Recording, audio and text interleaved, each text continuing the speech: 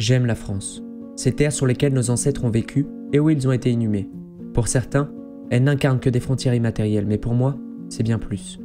Malgré tous ses défauts, et son peuple toujours au bord de l'éruption, malgré les offensives de ceux qui veulent la détruire de l'intérieur, le drapeau tricolore flotte paisiblement sur des masses surplombant nos villes, toujours accompagné par le bruit du tissu qui se froisse dans la brise.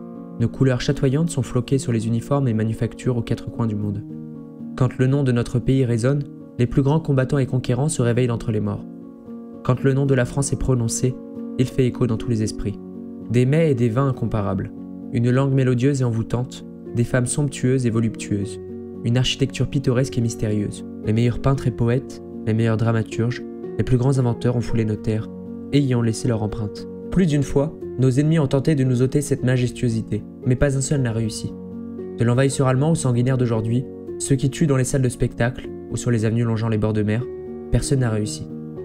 Le français ne cessera de se balader en toute quiétude, baguette sous le bras, ou attablé autour d'un café tiède en terrasse. Le français ne cessera de festoyer malgré les pluies d'obus, les mesures plus liberticides les unes que les autres, les félons et les goujats. La France est aussi la fille aînée de l'Église. Son paysage est parsemé de sanctuaires et de cathédrales grandioses, de Notre-Dame à la petite chapelle d'un village perdu de Bourgogne, jusqu'au fin fond des maquis. La croix est notre seconde bannière, brandie avec assurance au sommet des plus belles bâtisses. Sous la croix se sont réunies des communautés hétéroclites, avec des dialectes singuliers. C'est cette unification insolite qui provoqua l'accouchement du plus beau pays du monde. Les plus grandes puissances nous jalousent et tentent d'usurper nos plus belles réussites. Ils se complaisent dans des pastiches médiocres de notre art de vivre. La France est éternelle, inégalable et fastueuse. Un joyau intemporel, une reine parmi les nations. Avant l'aube, la criée s'enflamme, les chaluts s'entassent et les cirés jaunes virevoltent. En journée, le pays fourmille de toutes parts, et en fin de journée, l'or du soir vient magnifier nos contrées en s'affalant sur elles. La France ne dort jamais.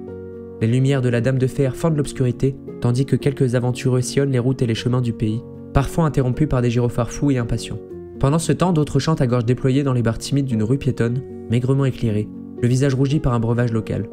Ce que j'aime le plus, c'est le chahut que provoquent les jours de marché, quand la place est assiégée de manière éphémère par les marchands et villageois, ou encore le tintement de l'Angélus qui vient interrompre le calme de la promenade des riverains, ou bien le claquement au vent des armoiries de la ville.